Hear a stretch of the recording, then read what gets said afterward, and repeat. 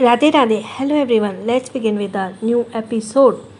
हमने पिछले एपिसोड को मैं छोटे रूप में बता देती हूँ कि रणवीर ने तिरछी स्माइल के साथ कहा, अब जो भी हूँ तुम्हारा ही हूँ जान, तुम्हें जो भी मुझे बोलना है बोलो, मुझ पर चीखो चिल्लाओ गुस्सा करो कुछ भी करो, लेकिन इसलिए तो मैं तुम्हारे सामने आया हूँ। रणवीर की बात को सुनकर माही ने ज़्यादा गुस्सा आया और उसने रणवीर के सीने पर मारते हुए कहा, नहीं निकालना मुझे तुम पर अपना कोई हक नहीं समझती हूँ। आप आ गए, तुम मेरे नहीं हो, मेरे होते तो मुझे ऐसे छोड़कर नहीं जाते। तुम वाकई बहुत बुरे हो, मुझे तो उसे शादी ही नहीं करनी चाहिए थी तुमसे, बल्कि मुझे तो तुम्हें डाइवोर्स। इससे पहले कि माही आगे कुछ कहती, रणवीर ने कसकर उसके गालों को पकड़ते हुए कहा, अब एक और लफ्ज़ नहीं, इस लफ्ज़ को दोबारा अपनी जबान पर मत आने देना वरना। माही ने रणवीर का हाथ झटकते हुए कहा, वरना क्या? हाँ, क्या करोगे तुम बोलो? रणवीर ने माही की आंखों में देखा और झटके से उसके बालों को पकड़कर उसका चेहरा अपने करीब किया। माही रणवीर से कुछ कहने वाली थी कि उससे पहले रणवीर ने माही के होठों पर कब्जा जमा लिया और उसे बहुत ही फोर्सफुली किस करने लगा। माही रणवीर को दूर करने की बहुत कोशिश कर रही थी, पर रणवीर जैसे उसकी जिद्दी पूरी कर रहा था, अपनी जिद पूरी कर रहा था। माही ने मुँह से सुना वह एक लफ्ज़ रणवीर को भी गुस्सा दिल आ गया। वह माही को इस तरह से किस कर रहा था जैसे वह पूरी तरह से उसे होठों को खा जाएगा, क्योंकि इतने वक्त की दूरी से उसके अंदर की हसरत को बढ़ा दिया था। तभी माही ने गुस्से से रणवीर के निचले होठ को जोर से बाइट किया। इसी के साथ झटके से रणवीर जैसे अपने होश में वापस आया और उसने नोटिस किया कि वह तो अभी भी अपने कैबिन में ही है। उसने अनजाने में ही अपने होठों को छूकर देखा। अब जाकर उसे एहसास हुआ कि वह सिर्फ सपना देख रहा था। उसकी नज़र वापस ग्लास वॉल की तरफ गई, जहाँ पर माही सोफे पर बैठे हुए फ़ोन पर किसी से बात कर रही थी और रणवीर के कैबिन का डोर नॉक हुए जा रहा था। रणवीर ने अनमने मन से कहा, अंदर आओ। कैबिन का डोर ओपन हुआ और रणवीर के असिस्टेंट आकाश ने अंदर आकर रणवीर को ग्रीट करते हुए कहा, गुड मॉर्निंग सर। रणवीर ने कहा, हाँ गुड मॉर्निंग, पहले ये बताओ कि माही और समर्थ किस प्रोजेक्ट पे काम कर रहे हैं? आकाश ने अपना गला साफ करते हुए कहा, सर वह एक मॉल बनाना चाहते हैं जहाँ पर इंडियन कल्चर से जुड़ी सारी चीज़ें सेल की जाएंगी और इसके लिए वे हर छोटे कलाकार को भी अपनी कला का प्रदर्शन करने का मौका मिले, और इसके साथ वे एक एकेडमी भी खोलना चाहते हैं जहाँ पर नेक्स्ट जनरेशन को यह सारी कलाएँ सिखाई जाए। रणवीर ने मैं मन ही मन कहा, आइडिया तो अच्छा है। फिर उसने आकाश से पूछा, वैसे आइडिया किसका है? आकाश ने मुस्कुरा कर कहा, मैम का, उन्होंने ये आइडिया क्रिएट किया था और यह उनका एक सपना भी है। यह सुनकर रणवीर ने प्राउडली फीलिंग के साथ कहा, वाकई में इतना ग्रेट आइडिया तो मेरी बीवी का ही हो सकता है। तभी उसने दोबारा आकाश से पूछा, फिर सामर्थ्य सिस्टम में क्या कर रहा है? क्या वह भी इस प्रोजेक्ट में माही के साथ पार्टनर के तौर पर काम करेगा? आकाश ने कहा, जी सर, यह प्रोजेक्ट समर्थ सर का और मैं दोनों मिलकर ही हैंडल कर रहे हैं। इस बारे में उन्होंने बड़े सर से बात भी कर ली थी और उन्होंने ही प्रोजेक्ट की मंजूरी दे दी है। रणवीर ने उसे ऑर्डर देते हुए कहा, ठीक है, अब फिर मुझे इस प्रोजेक्ट से जुड़ी सारी डिटेल्स ला कर दो और अब जाओ यहाँ से। आकाश ने अपना सिर हिलाया और चुपचाप केबिन से बाहर चला गया। रणवीर ने चेयर पर लीन होते हुए कहा, अब इस प्रोजेक्ट पर समर्थ और माही ही नहीं, मैं भी काम करूँगा। आखिर में मैं भी देखता हूँ यह समर्थ मेरी माही के साथ कैसे टाइम स्पेंड करता है और मेरी बीवी कैसे मुझसे दूर रहती है। कहते हुए रणवीर के होठों पे एक डेविल स्माइल आ गई। तभी उसकी नज़र अनायास ही वापस ग्लास वॉल पर तरफ गई और सामने की तरफ देखकर उसकी भौं एकदम सख्त हो गई। इस वक्त माही और समर्थ दोनों ही सोफे पर बैठे एक साथ थे और लैपटॉप पर कुछ देख रहे थे। दोनों अपने काम में इतने व्यस्त थे कि एक दूसरे को बहुत ही ज़्यादा करीब थे, जिसका एहसास ना माही को था और ना समर्थ को, लेकिन रणवीर को उसका पूरा एहसास था। उसने अपने दांत पीसते हुए कहा, इसकी तो अभी इन दोनों को देखता हूँ। ये कहकर रणवीर अपनी चेयर से खड़ा हुआ और केबिन से बाहर निकल गया। समर्थ और माही दोनों ही एक प्रोजेक्ट से जुड़े किसी बात पर डिस्कशन कर रहे थे। तभी उसके केबिन का डोर एक तेज आवाज़ के साथ ओपन हुआ और दोनों की नज़र एक साथ डोर पर खड़े रणवीर पर गई, जो गुस्से के साथ सामर्थ को देख रहा था। सामर्थ ने रणवीर के एक्सप्रेशन देखकर मन ही मन कहा, यार इन दोनों मियाँ बीवी की लड़ाई में कहीं मैं शहीद ना हो जाऊँ। यह तो हर वक्त मुझे ऐसे देखता है जैसे मेरा कत्ल ही कर देगा। वह रणवी को देख माही गुस्से से उसे घूरने लगी। रणवी ने माही को गुस्से से इग्नोर किया और आकर सोफे पर बैठते हुए कहा, क्या हो रहा है यहाँ? समर्थ कुछ कहने ही वाला था कि उससे पहले माही ने उसका हाथ पकड़ उसे रोक दिया और कुछ न कहने के लिए इशारा किया। फिर समर्थ ने कहा, समर्थ तुम अभी यहाँ से जाओ। समर्थ ने माही ने कहा, समर्थ तुम अभी यहाँ से जाओ, मैं तुमसे बाद में बात करती हूँ। समर्थ माही की बात समझ रहा था। उसने एक नज़र रणवीर की तरफ देखा और खड़े होते कहा, ठीक है माही, अभी फ़िलहाल मुझे कुछ काम है, इस बारे में मैं तुमसे बाद में बात करता हूँ। कहकर समर्थ वहाँ से निकल गया। रणवीर ने उसे जाते हुए देखा और रूम का डोर अंदर से लॉक करते हुए वापस माही की तरफ देखा और गुस्से से अपनी नज़र दूसरी तरफ करके बैठ गई। रणवीर जाकर उसके सामने खड़ा हुआ और अपने हाथ बांधते बोला, काम कर रही थी तो उसके इतना करीब बैठने की क्या ज़रूरत थी, बोलो। माही ने एक नज़र रणवीर की तरफ देखा और उठकर अपनी चेयर की तरफ जाने लगी। तभी रणवीर ने उसकी बाँह पकड़कर उसे रोका और अपने सामने करते हुए कहा, मैं तुमसे कुछ पूछ रहा हूँ तो उसका जवाब दो। ऐसे बार बार मेरे सवालों का इग्नोर मत करो माही।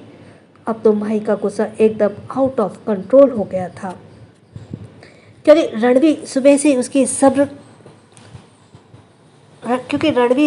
उसके सब्र की परीक्षा ले रहा था। उसने झटके से अपना हाथ रणवीर के हाथ से छुड़ाया और लगभग चिल्लाते हुए कहा, क्यों दूं मैं तुम्हारे सवालों का जवाब? और तुम होते कौन हो मुझे सवालों के जवाब मांगने वाले? एक ऐसे इंसान जो बिना बताए मुझे छोड़कर भाग जाते हो और इतने महीने तक मेरी खबर तक नहीं लेते कि माही जिंदा है कि मर गई, और उसके बाद तुम उम्मीद करते हो कि मैं तुम्हारे सवालों का जवाब दूं। रणवीर पहले तो माही के इतने गुस्से में देखते हैरान रह गया, क्योंकि उसने माही को कभी भी इतने गुस्से में नहीं देखा था। लेकिन फिर उसने अपनी आवाज़ नॉर्मल करते हुए कहा, देखो माही, मेरे जाने की कुछ वजह थी जो मैं तुम्हें नहीं बता सकता, लेकिन इसका मतलब यह तो नहीं कि तुम। इसके आगे कि रणवीर कुछ कहता, माही ने उसकी तरफ देखा और उंगली पॉइंट करते हुए कहा, मुझे उससे कोई सफाई नहीं चाहिए तुमसे, और ना ही किसी तरह का जवाब। बेहतर होगा तुम अपने रास्ते और मैं अपने रास्ते, क्योंकि मैं भी अब आगे बढ़कर चुकी हूँ। नहीं ज़रूरत मुझे तुम्हारी, और अगर तुमने मेरे साथ कोई मनमानी करने की कोशिश की तो मैं तुम्हें भी छोड़ सकती हूँ, समझे? समझ रहे हो ना? इसका मतलब है कि मैं तुम्हें डाइवोर्स। इससे पहले कि माही आगे कुछ कह पाती, रणवीर ने उसके जबड़े को कसकर पकड़ते हुए कहा, क्या कहा तुमने? भूल कर भी है अपनी जुबान पर मत निकालना, वरना मुझसे बुरा कोई नहीं होगा, और समझी? रणवीर ने गुस्से से माही के गालों को इतनी सख्ती से पकड़ लिया था कि उसे एहसास ही नहीं था कि रणवीर की हरकत से माही को कितना पेन हो रहा है। वहीं दर्द की वजह से माही की आंखों से आंसू बहने लगे। वह दर्द भरी नजरों से रणवीर की आंखों में देख रही थी। माही के आंसू देखकर रणवीर का गुस्सा एक पल के लिए छू हो गया और उसने माही के गालों को छोड़ते हुए कहा, सॉरी, वह तुमने बात ही ऐसी की थी, इसलिए मुझे गुस्सा आ गया। माही रणवीर से दूर हटकर खड़ी हो गई और उसकी तरफ पीठ करते हुए बोली, हाँ, तुम्हें गुस्सा आ गया तो तुमने ऐसे किया, और मुझे तो गुस्सा ही नहीं आता ना, तभी तो तुम मुझे छोड़कर ही चले गए थे और मुझसे उम्मीद करते हो कि मैं तुम्हारे सामने नॉर्मल बिहेव करूं, सारी बातों को भुला दूं, अपने सब दर्द को भुला दूं जो मैंने तुम्हारे बिना बर्दाश्त किए। कितने खुदगर्ज हो तुम। रणवीर ने माही को पीछे से अपनी भाव में भरते हुए उसके कंधे पर अपने चिन टिकाते हुए कहा, ठीक है, तुम्हें गुस्सा आ रहा है ना, तो मुझसे गुस्सा करो, पर मुझसे बात करना बंद मत करो। तुम्हारा गुस्सा बर्दाश्त कर सकता हूँ, तुम्हें बात ना करना वह बर्दाश्त नहीं होता मुझसे। तुम्हें मुझसे जितना झगड़ना है, जितना मुझ पर चिल्लाना है, चिल्लाओ, तुम्हारा हक है मुझ पर, लेकिन प्लीज़ मुझसे दूर रहने की बात मत करना, बस यही बर्दाश्त नहीं होता मुझसे। फिर माही के सिर को चूमते हुए कहा, मैं तुमसे बाद में मिलता हूँ, कहकर रणवीर वहाँ से निकल गया। वही माही काफ़ी देर तक वहीं खड़ी रही। वह तो वही जानती थी कि इस वक्त वह कैसा फील कर रही है। वह तो बस रणवीर के सामने खुद को स्ट्रॉन्ग दिखाने की कोशिश कर रही थी, पर आखिरकार वह थी तो इंसान ही ना, कोई पत्थर तो नहीं। रणवीर के जाते माही के दिल में भरा हुआ गुस्सा एकदम से आंसू के जरिए उसकी आंखों से बहने लगा। वह जल्दी से वॉशरूम की तरफ भाग गई और रूम को डोर अंदर से बंद कर दरवाजे सट कर खड़ी हो गई। सही कहा, तुम पर हक है, तुम पर गुस्सा करने का, तुम पर नाराज़गी जताने का। सब बात का हक है, पर मुझे दर्द देने का हक तुम्हें किसने दिया रणवीर?